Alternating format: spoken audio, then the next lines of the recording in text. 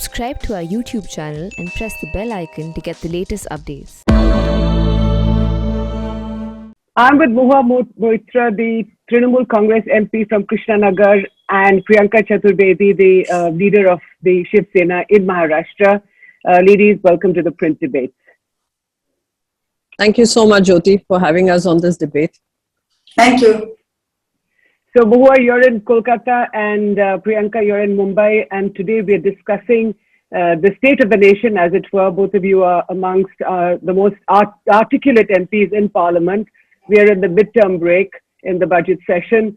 First, you, Mahua, your election season in West Bengal. But my first question to you is about Disha Ravi, the young climate change activist whose case is now in the Delhi High Court, and Shyam Rangila, this young man from Rajasthan who has been criticized vehemently for a video that he has put online imitating the Prime Minister. Your first comments on that?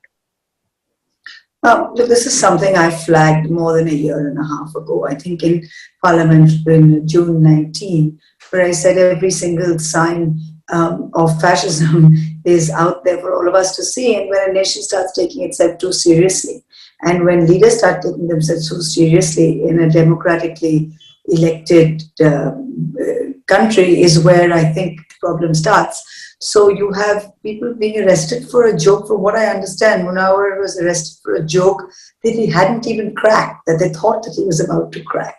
I think that in and of itself is such a big joke. But when you see children she's a child, there's no other word. I mean, when you're 21 years old, I don't even remember what I was like at 21. You're not formed, you're just a child. And a 21-year-old child who's a climate activist, I wouldn't even say she's a climate activist, she's very interested in environmental issues. And she could be your daughter or my daughter, is picked up and put in jail for sedition. I mean, it's absolutely ludicrous. I think we seem to have lost all touch with reality. And, it would be funny if everybody but ourselves, we are laughing at us, the entire world is laughing at us. But for people like Disha Ravi and for people like Munawar who are in jail, and for people like Shyam, who's obviously now this new case has come up, I think this is just, it's no laughing matter, it's just a joke. I think we've just turned ourselves into laughing stock for the world, but otherwise we're just taking every single constitutional principle and throwing it out the window. So it's a very sorry state of affairs, but we've seen it coming. I mean, it doesn't surprise me, we've seen it coming. So, Priyanka, in Parliament, when you and Mahua and your colleagues, when you discuss these issues in Parliament, and what do you say when, there was the Greta Thunberg issue, this 18-year-old girl, now again Disha Ravi, these young people who are being charged with speaking their mind. Greta, of course, is a foreigner, so she can't be. But young Indians who are speaking up and who are being sort of censured by the state and by the arms of the state. So very clearly, it shows a very insecure place that you are in, that you try to silence the voices of the young. And that is a very unfortunate space to be in as far as India is concerned, because India is largely a very young country. When you used to speak about demographic dividend during your election campaigns, what you're doing is demographically dissent is being silenced every single day. It has become a joke, cruel joke on the nation. Because aapko hasna nahi aata, aap pure desh ko rulayenge. This is exactly what is happening. And every time anyone, even in the Parliament, speaks up, like Mahua did, and her speech was brilliant. And what does she face? She gets a privilege motion because she spoke her mind and she spoke something that every single Indian connects with. This is what is actually happening. I sometimes feel the new Vista, Parliament Vista that's coming up, will act like a museum of democracy that look at this museum of democracy that once upon a time there was the dissent which was something which is acceptable in a democracy, but it's not anymore because we have this brute majority and we can do what we want. And that is exactly what is very frightening at times. And when you start arresting your young, you're sending out a very strong message that if you start protesting at a young age, you're sending out a message to their parents that we silence them or we will arrest them. We'll use brute majority, brute power to silence the dissenting voice of the young. That is very unfortunate. And look at my son. My son is 17 and he has this contrarian view for everything in life. They're rebellion by nature. And when you try to stop that, you are trying to silence an entire, I would say the entire youth. Okay, Mahua? And you see, one last point. Actually, I was just reading in the papers when Disha Ravi yesterday in the Delhi High Court, in her defense, she said that if drawing global attention to the farmers' crisis is sedition, then I'm better off in jail. So you would think that these children actually now they're quite, I mean, whether the technicality of the law has been broken or not will be proven in court. But the fact that this child can still stand up and say that I'm better off in jail, I mean, courage is contagious, and you can't. It's exactly what Priyanka said, that you're sending a message out. Tell your parents, don't get into trouble. It's basically telling every 21-year-old's parents, look where your children are going. Make sure they don't get involved in causes. Make sure they don't stand up. Make sure they don't get involved in any kind of democratic protest. Because it will spoil your education, it will ruin your life. You get a jail record, you get a jail term. It's exactly fear, fear, fear, and fear is the largest threat to democracy. That's what these guys are trying to do, is to instill fear in all of us. But tell me something, both of you are women MPs. Now, when the case, when Priya Ramani, the former journalist who was acquitted of defamation by the former Union Minister of State, MJ Akbar, a former journalist. By the way, he was my first editor and, a very good journalist. I'm, of course, we're not going into the credentials right now. But when Priya Ramani was acquitted, I saw, I was following the tweets on social media, and both of you tweeted in favor of her, and you said, what a big day this was.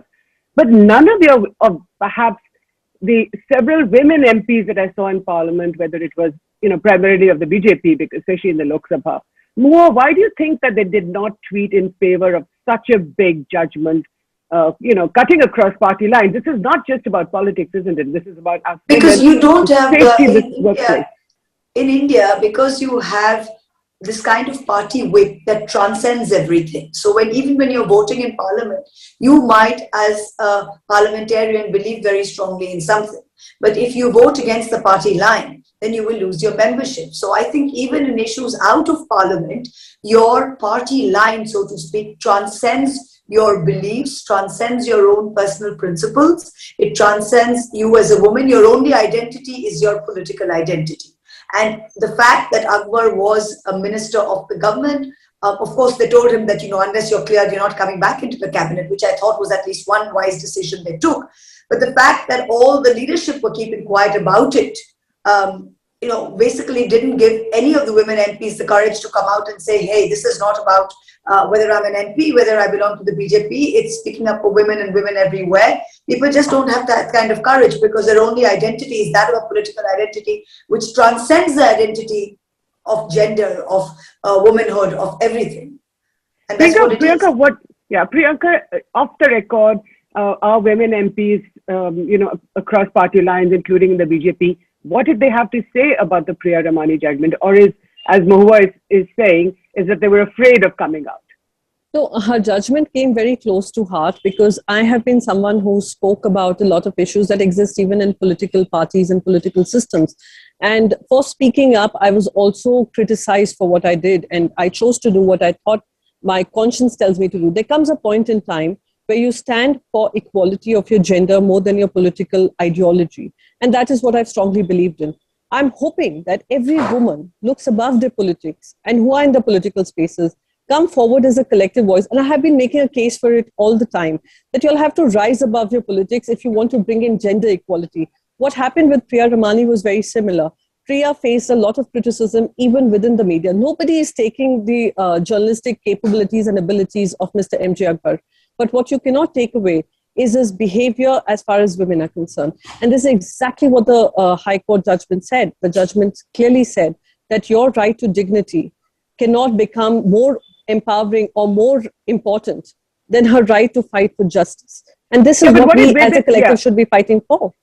Right. So, but what are women MPs saying? There is this, for years, we have been talking about reservation for women in parliament. Now, if we are going to have a 33% reservation of women, and this Rajya Sabha bill has been pending for at least a decade now. In the first UPA, it was passed in the Rajya Sabha. It's dead. But I'm not sure a Rajya Sabha bill can die, but it needs to be sort of brought up. No, 7 years it needs to be brought back. You need to reintroduce it. Yes. Yeah, but the question is, Mahua, what are women saying? Do you discuss these issues at all in Central Hall or outside? Look, the two very simple things. One is I belong to a party, the BJD and the Trinamool are the only two parties who, in the absence of the women's reservation bill, have actually got more than the required 33% in Parliament. So we have close to 34%. The BJD has, I think, 36 or 37% of women MPs. So we have not, and we are led by a woman. She certainly doesn't think that you need reservation to bring an equality, which is great. You have Naveen Patnaik on the other side, who also, even though he's not a woman, has realizes that you need to have equal representation and didn't wait for the women's reservation bill. But leaving these two parties aside, the women who are in Parliament are already in Parliament. You have to understand. They have got there in spite of the lack of a women's reservation bill. So they, funnily enough, don't think it's that important. I've never seen any woman MP. We discussed this within the Trinamool, but I've never discussed this with any other woman MP across who think that they should bring up the idea of a women reservation bill, because I guess the feeling is, look, we're already here, aren't we? Number one. What is even more important than the women's reservation bill, or other, that's very important. And this time, funnily enough, you had Mr. Pinaki Misra of the BJD, the parliamentary party leader of the BJD, stand up in Parliament after the president's address. And in his speech, if you listen to it this time, he stood up and said, there were two parties who enjoyed a brute majority. Only two parties were against the women's reservation bill, the Samajwadi Party and the RJD. The RJD has no MP in the Lok Sabha, and the Samajwadi Party has less than 10 MPs. So there's no reason this is something everybody can agree on. And if you can bring in ordinance after ordinance, why not bring in one? That's one. But the second more dangerous thing for our political system is not just the lack of women MPs in Parliament, but the lack of women in the organizational structure of political parties. So, for example, I am only one of two district presidents in Bengal who's a woman in the mainstream. I'm not talking about the Mahila Congress or the Mahila Trinamool or the Mahila Morcha of the BJP. So most political parties will make a political wing for women and stick all women in there. It's like you're not allowed in the mainstream. And I think that's what we have to fight. I refuse to be part of any Mahila Morcha, any Mahila wing. All my life I've said I'm mainstream. I want to be district president, not Mahila president. So I think this is something that we also need a seat at the table, at the organizational table. Only then can the path for, the rest of it fall in place. So Priyanka, you're a deputy leader of the Shiv Sena. Now connect with me this lack of freedom, if you like, within quotes, that women MPs are exhibiting to the lack of, or to the fear that you should not speak up against the powers that be. Absolutely. So as far as even Shiv Sena is concerned, we are like the Trinamool has shown the way, like the BJD has shown the way. If you cannot empower them through a bill, we are doing this organizationally. It would help a lot if the national parties who continue to speak about 33% reservation, some talk about 50% reservation, try to instill that in their own organizations, like Mahua was saying. And that is where the challenge lies, when you do not give women the space on the power table where they can take a call on who stands for election, who can get a ticket. Till then, we can continue to have this superficial debate about 33% reservation. And she makes a very valid point, where she says, listen, we are already in the parliament. It doesn't become our responsibility to pull other women. And that is where the entire issue lies, where women who have a very limited space and scope right now, they're fighting for themselves to become relevant. How can they pull other women up? That's when, if the more representation you have, the more women you bring in, you instill that sense of confidence. Till we don't have a collective voice, till we do not speak up for a gender, and we speak up above our political ideas and ideologies, till then we are not going to speak in one voice. And that is where I think we lack, and we need to bring a collective. We need to bring a voice which speaks in, I would say, in one statement, which is to have more representation. That will only happen when we do that organizationally, as well as and that will reflect in the assemblies and parliament. So Mahua, connect for me the apparent lack of freedom, or the sense of growing fear that you talked about in parliament and now again, and connect for me how that is playing out in the politics. I mean, the election campaign in West Bengal, for example, the elections haven't been formally announced, but the campaign is fully underway. How do you? Go ahead. No, I think that's in a way it's easy. It's easier, I think, this time for us to connect with at least the lack of dissent and all of these issues connect more with people. If you look at people in the villages, if you look at subsistence farmers, they are so caught up in their daily lives of going to work and coming back and just putting 3 meals on the table, that sometimes a lot of this becomes just ideas that they can't always relate to. But I think now, even among educated, even among children of first generation learners, I would say, students, the children of farmers who are going to schools, the children of very poor parents who have gone to school, are first time learners at universities, at colleges, have access to media and WhatsApp, and they can see what's happening in the country. And this kind of crushing of dissent that they can see everywhere, that they're cracking down on everything, that this, I think, is something that is becoming more and more relevant to people who previously would not really have the, I wouldn't say the time, but were too caught up in their daily lives to pay genuine attention to this.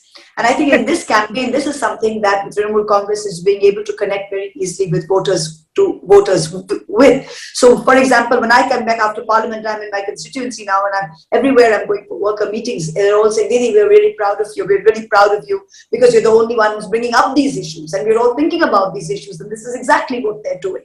So this is obviously something that is very important. This is something this is spreading, and like I said, courage is contagious. So if more and more of us stand up, that's all. If for every Disha Ravi who's been arrested, there'll be 10 more who after arrest will say, you know what, I'd rather be in jail than shut up. And that's what the real is. But in your constituency in Krishnanagar, do people know who Disha Ravi is even?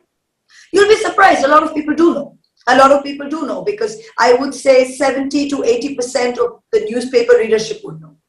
And that is almost more than 50 to 60% of the constituency that has access and reads daily newspapers. So and yes. what are they saying? And what are they saying? What do they say about her? I've obviously not done a poll to say if they know of Disha Ravi personally or what they think about her personally. But the idea is that their people are getting arrested, the 21-year-old kids are getting arrested, because remember, Bengalis are people who, even from the culture of the left, we are, as our Prime Minister so succinctly put it, Andolanjivis.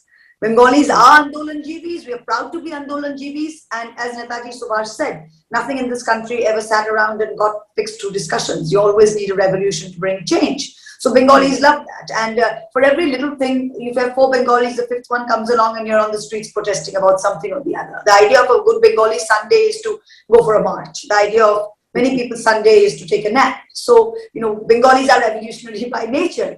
And this to see young children being picked up and being crushed, and water cannons being led on farmers, and all of these issues, it affects them a lot. And then suddenly, this is not something that they take too kindly. So it's something that is definitely part of the discourse during election season.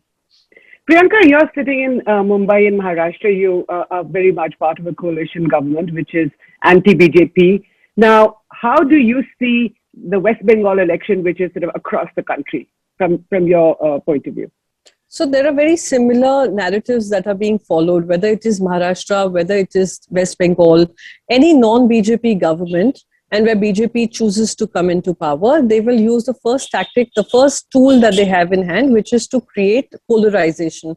Polarization on the basis of gender, on basis of caste, on basis of religion, and that you're seeing in plenty happen in West Bengal. Then there's also a whole lot of fake narrative that is being put out there using social media and using the loopholes that exist in social media to create a narrative which suits the political party. And the most important that they end up doing is use all the agencies that they have in hand in the central control to, send out to those states which they are fighting against, or the political parties that they're fighting against. And which we're seeing in huge numbers, large numbers. We saw it in Maharashtra, whether it was the Palghar lynching, whether it was during the lockdown, whether it was a suicide case of a Bollywood actor.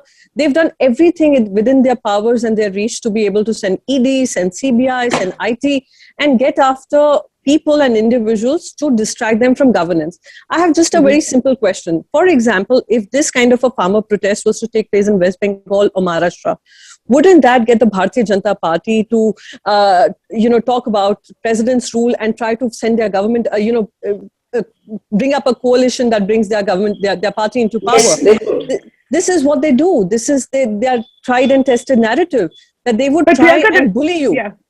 But Priyanka, the question also is that why is the farmers' protest not taking place in Maharashtra? After all, if they have, several of the same issues that farmers from West Bengal, from Western UP, from Punjab, Haryana protesting around Delhi, why is something like this not echoing in Maharashtra? No, Maharashtra did see farmers come out in solidarity for the farmers who are protesting in Punjab and Haryana. But the kind of crop pattern that you see in Maharashtra is very different from the crop pattern and MSP, the need for MSP in MSP dependent states like Punjab and Haryana and Western Uttar Pradesh. While Western Uttar Pradesh farmers are being forced to not participate, they are being sent notices, they are being told that there will be action taken by the government. You have Punjab and Haryana farmers who are out there on the borders because they know 4 hours of parliamentary discussion cannot decide the 4 generations of farmers who have strived to ensure that we become the food bowl industry of the world. And we are exporting wheat, we are exporting grains. We can't do this. We can't afford to just stand by and just watch them continue to protest and say they will all sort it out themselves. So this is where it lies. We stand in solidarity with them. We may not share the same crop pattern. We may not share the same need for MSPs, but we do understand the problem going forward and we stand in solidarity with them. And the government continues to support them and we will continue to support them till they get whatever is rightfully due to them. And what they did not ask has been dumped on them. Mahua, go ahead, Mahua. Just one quick point to add on that. Also, I think one of the important things is farmers realize that this is something that the central government has brought in. They know that the government in Maharashtra government is a non-BJP government. They know in Bengal it's a non-BJP government. I think that the geographical distance from Delhi is certainly precluding a lot of farmers. Had Bengal geographically been closer to Delhi, I think people would have made the hike. But it's impossible to travel 17 or 2,000 kilometers to go to Delhi's borders to think. So I think it's just because of the geographic proximity of these 3 states, along with the fact that they've been very hard hit, that makes it easier. But it doesn't mean that farmers in Kerala or farmers in Maharashtra or farmers in Bengal are feeling it any less. But Right. So, Mahua, my question to you is also, you said that Bengalis are Andolanjinis. Now, would you say that this election that you're fighting in Bengal is perhaps the Trinamool Congress's most important election because the BJP is putting so much energy. The Prime Minister himself has sort of launched the campaign, and perhaps this is, since the 2019 election, perhaps this is the most important one that the BJP is fighting. I think it is India's most thing in election. It is India's most important election because as a BJP MP told me in Central Hall, it's like Alexander has taken over everything or bas ek hi riyasat baki hai. And it's true, it's they've taken over everything, and this side of the Ganges you have Mamata Banerjee standing like Ma Durga with 10 hands, like saying you're not coming in. And I think if they take over Bengal, it will mean that I think intellectually they would love to take over Bengal because there's some kind of insecurity in their mind somehow that the Bengal is a land of the intellectual. Bengal is the land of Tagore. Bengal is the land of Vivekanand. Bengal is the land of Netaji. And they've romanticized these ideas of heroism and, literary achievement and all of this. And they would love to say that people who come from such a rich background are also endorsing us. That to them would be the ultimate stamp of endorsement, their stamp of approval, which is why they're going all out. Now, the fact that it's never happening is, let's put that aside for now. But I think this is one of the reasons. It would be the ultimate, it's like when a man has everything, all he needs is a trophy wife. It's exactly like that, I think. So it's exactly like that. And I think that the fact that they've got state after state after state, but Bengal for some reason has always been different. Bengal has been revolutionary. Bengal is, in many ways, the cradle of Indian civilization, of thought leadership, of all of that. So that would be the ultimate feather in their cap. And all their usual tactics of their brute force, their money, their saffronization, their style of yogi politics are not traditional Bengal politics. Yeah. Now, in that case, why are so many people leaving the Trinamool Congress? I mean, you have this is another myth. Yeah. This is another myth. Now, please understand, we have 211 MLAs on our own ticket. If you have people who are joined from other parties, we had something like 217. I think less than 10 MLAs who won on our own ticket have defected. Less than 10, that is 5%. So in a democracy, after 10 years of being in government, politics is a zero-sum game where people realize ambitions first politicians in most cases. personal ambition is a very large part to play. It's part and parcel of politics. So if under 10 MLAs out of 211 have decided for whatever reason, and please understand that BJP does the politics of money very well. So they first dangle the carrot of money. When that fails, they will dig out something in your past. If you're a career politician in the last 20 years, you would have done something or the other somewhere which they can get you for. So there'll be the ED, there'll be the CBI, there'll be something or the other that they'll scare you with. So it's this politics of scaremongering. It's this politics of dangling very large sums of cash. And also it's election season. People think that I'm not going to get a ticket out of the Trinamool. I may not win on a Trinamool ticket. So why don't I go and try my luck somewhere else? So I don't think there's something to worry about. If 50 people had left the party, I might have got worried. But 10 out of 211, it's normal churn. Priyanka, what do you think? How do you perceive this? People are leaving the Trinamool Congress, not just MLAs, but also, someone like Dinesh Trivedi, who had 5 years left in the Rajya Sabha. I mean, for him to leave it's sort of, the perception is that the Trinamool is, weakening from the inside. Would you agree with that? No, I totally disagree with this idea of Trinamool disintegrating or weakening in any way. Like Mahua said, there is this entire force that is put in place to try and pull people into your system, because there's a very single point here. They come from a point of insecurity. They come from a point of weakness. They want a sense of acceptability in the states that they have never been elected in, never been thought about. You can say that even about Kerala. It might happen soon in Kerala too, where people have not looked at them as an idea which they connect with. The ultimate goal for them would be to be accepted in those places. And how do they bring that acceptability? By trying to absorb those people who are considered acceptable in that state. So whether it is Mr. Dinesh Trivedi, I don't know where he's going, but he spoke his mind. He said that he felt that he was not connected to the party anymore. But with the others, I would definitely say that the only way that they bring value to the political party that they are a part of now, which is the Bharatiya Janata Party, is that they would find acceptability through these voices who are part of TMC. So I don't see it as a weakening of TMC. I see it as a more stronger voice, that it can continue to gain credibility while they change political parties. But they were known as phases of the Trinamool Congress, and Trinamool Congress created them. And I would say the same in Maharashtra. It works exactly for regional parties now, where regional parties are emerging as actually the strong opposition voices vis-a-vis the national opposition party that seems to be failing to convince the people of this country. So that's my next question, and the last couple of questions to both of you. So Priyanka, you first. The Congress, which is the main opposition, doesn't seem to be standing up to the BJP, to the ruling party. Do you think that regional parties like yours, like the Trinamool Congress, must come together in a coalition if you have a chance at all to even survive? Firstly, we will all survive in our individual spaces. That's very clear. Regional parties will continue to raise the voices of the state that they come from and voice the aspirations of the state they come from and be a representation in the center of the state that they belong to. However, about a coalition, I'm totally for a coalition of regional parties to come together and come across as a strong opposition voice against the dictatorial behavior that we're seeing with the central government right now and the brute majority that they enjoy. But that will only happen when somebody takes that lead and we see that happen. And I'm very certain once that lead is taken, there would be all regional parties that would align, because they're all fighting the same common cause of the brute majority trying to dominate the entire democracy that we see at large, as well as disregarding the constitutional framework that was set in place, that was put in place to ensure that federal structure existed despite and in spite of a central government. But Mahua, in West Bengal, you have the Congress and the left, which is fighting you apart from the BJP, of course. Don't you think that this is going to cut into your vote?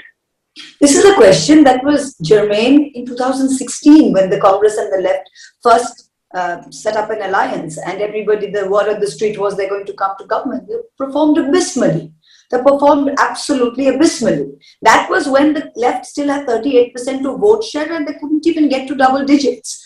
They couldn't get beyond double digits. So today, when the left's vote share has moved from 38% to sub 10%, and the Congress is all but decimated, It's not even worth talking about. The two of them together can't probably get more than 20 seats. But it was the left front's vote share that moved to the BJP, didn't it? Yeah, that's already moved to the BJP. That's already factored in.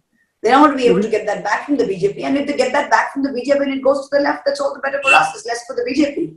Whatever attrition had to happen to our vote bank has already happened, if that's the way you tend to look at it. Mathematically, if the left vote bank moved to the BJP, and the worst that happened was 2019, where if you translate it into number of assembly seats, it's about 110, which still doesn't give them enough to come to power.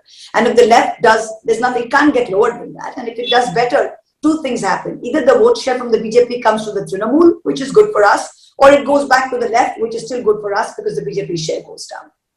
So what is so my question is, what is a regional party like yours? The fact that the main opposition party, the Congress party, is so weak right now, what does it do to a regional party like yours?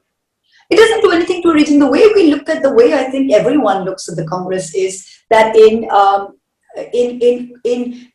the states where the Congress is there, in the absence of regional parties, the Congress is just right now, may not sound okay, but it's just another large regional party. Because I think in 5 states, it fights 1:1, like in states like Chhattisgarh or MP or Rajasthan, where there are no regional parties or very few strong regional parties, the Congress is fighting one-on-one with the BJP. So we are perfectly comfortable with the idea of the Congress taking on the BJP in the states that we are not in. And I think that would be a very good model. The Shiv Sena fights as the strongest regional party. That's what Mamata Banerjee has always said. Let's fight in the states that we are strongest in. So the Congress is strongest in Madhya Pradesh, in Rajasthan and Chhattisgarh. In all these states, please fight 1:1 with them. We can't fight there, we are fine. But in states like Bengaluru or Maharashtra, please leave it to the Shiv Sena, please leave it to the Trinamool to fight, because you guys can't put up a fight here. So why don't you concentrate? Let's let the motto be 1:1. Whoever's strongest, let's go against the BJP 1:1, because that's where we will get the best results. And then we can come together post elections and talk about coalition. Right, except in Maharashtra, the Congress party is very much part of the coalition. So even though it's weak okay, in that's Delhi, okay. If they still have that much vote share to be part of a coalition, that's okay. In Bengal, they don't. yeah. So that's Priyanka? in Jyoti, Bihar, I think the point that Mahua is making is very clear. Politics is about a fight to win. Politics is about ensuring that the constitutionality of democracy exists and thrives in a nation. And she is right when she says that let's fight to win in states where you are strong in, and allow and coexist and ensure that both sides are growing together. So if you're strong in Madhya Pradesh, obviously we stay away and we ensure that everyone puts their energy to ensure that the battle is between two sides. But when you make it a multi-dimensional fight, that is when it supports the idea of what BJP is doing. The more divisions that they create, the more divides that they bring in, they manage to consolidate their vote base by polarizing. The minute they polarize, they've divided it for you. So that is where I think cooperation is needed, coexistence is needed, and the biggest challenge needs to be understood. The challenge is that you're fighting for the very core idea of India, which is democracy. And democracy is not what was introduced to India in 1947. It is a civilizational history. The democracy and the area to dissent and the ability to dissent is something that is integral part of our civilization and our cultural values. And we need to ensure that we continue to fight for that. Right, ladies, thank you so much for your time, for joining us in debate. Mahua Moitra, all the best for the Trinamool Congress's election campaign in West Bengal. Priyanka Chaturvedi, thank you for your time for joining the debate from Mumbai. Bye-bye. Thank you so much. Bye-bye.